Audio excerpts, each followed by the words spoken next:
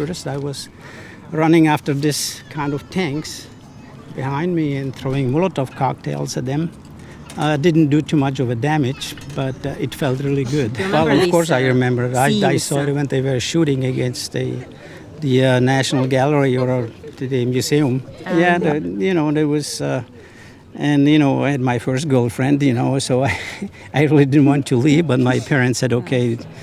Exactly 55 years ago, on August 21st, 1986, the troops of the Warsaw Pact countries, there were 5 countries actually, USSR, Hungary, Eastern Germany, Bulgaria and Poland. And these troops, they invaded Czechoslovakia with the ambition, with the aim to put the end to the liberal reforms that were implemented by Alexander Dubček in Prague. And that was the Soviet-initiated military operation, the same name by the way, military operation. It had the name Danube. So according to the official statistics, 137 Czechoslovakian citizens were killed and more than 500 people were seriously wounded. Today this exhibition tells the people about those events, about Prague Spring. Prague Spring, that was a period of liberalization in the Czechoslovakia that lasted from January till August 1968, and at that time the Alexander Dubček was elected as the first secretary of this committee of the Communist Party of Czechoslovakia, and he made reforms. He wanted to expand the rights and the freedoms of the people. He wanted to give them more freedom and opportunities, like to decentralize the power in the country. And people felt this, tasted this kind of the taste of spring and the taste of freedom. So the political goal of the Russians, they wanted to change the political leadership of Czechoslovakia and to establish the regime which will be loyal to the USSR. The same pattern as like they're using now with Ukraine. First, really people here wanted to build something like socialism with a human face, and this dream was crushed. So that was the huge trauma for the society. So when you're coming here, you can see the parallels, the kind of comparisons with what is happening in Ukraine now. Even on the pictures, you will see like half of the picture from the streets of Ukraine and half of the picture from the 1968. The same patterns, the same words, the same slogans, like they help here to, the Russians came here to save people, as they were telling, to help them, but in reality that wasn't help. Nobody was asking them for help, and that was really the moment when Russians taught the people in Czechoslovakia to love communism, and that lasted for the longer period of time, so until Václav Havel announced that this is the end of the Communist Party in 1989. And when I was walking and looking at the pictures, I saw the same words like Russians go home, Czechoslovakia is not Russia. This is the opportunity for the youngest generation to come and to know about this period of time and to remember, not to forget. Hello. Hello. So I'm a wonderful witness of that event. Please represent yourself, introduce yourself. Okay, my name is Frank Fristensky. I am Czech American. I was born here in then Czechoslovakia, and experienced on my own skin the invasion of then the Soviet army and their allies to Prague and to Czechoslovakia.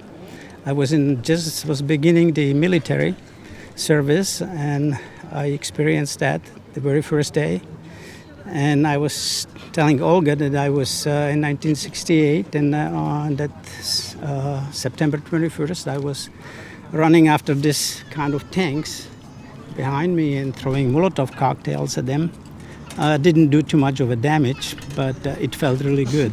Yes, and how did people feel back then? I mean, Prague is so beautiful city, and when a lot of tanks were just entering the city, they were crushing the beautiful streets, the tiles, and probably people felt something terrible, because I can say about Kyiv and our cities, because that has really influenced the people when they see what they were creating for many years. It just crushed the hopes of Prague Spring, but also physically the streets, the memorials, the museum was damaged. Yes, right. You remember? Yeah. Do you remember? Well, of course I remember. I saw it when they were shooting against the National Gallery or the museum.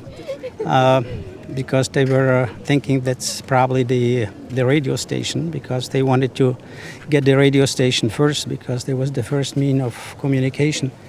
It was, we still were living in early August, actually, from the Prague Spring, when there was a big hope, and, people were really hoping that life will be better. And with, our prime minister then was Alexander Dubček, and he was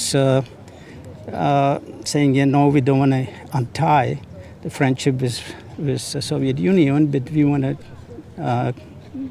govern our country in our way. And so there was a big hope, and actually this invasion was very unexpected.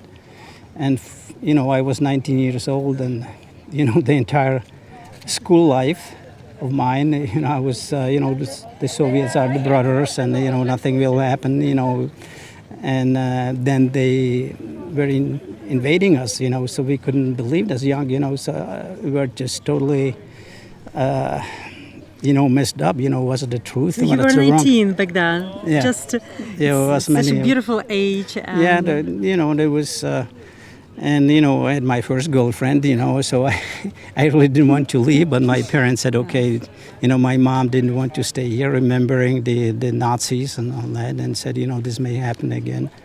And so my parents decided to leave. Mm-hmm. So that was the decision of your family when you decided to leave this country, because of the Russians, basically, who crushed these hopes for the future. And actually that stayed up to, I think, 1989, up to Václav Havel came and announced from that balcony on the Wenceslas Square, the end of the communist era. I wasn't here. I was in the States at the time, because in '68, as I said, we left for Switzerland, lived there for 10 years, and after that, I left for America. I was teaching at university and started my little tour company. And just returned back to Prague about 4 years ago.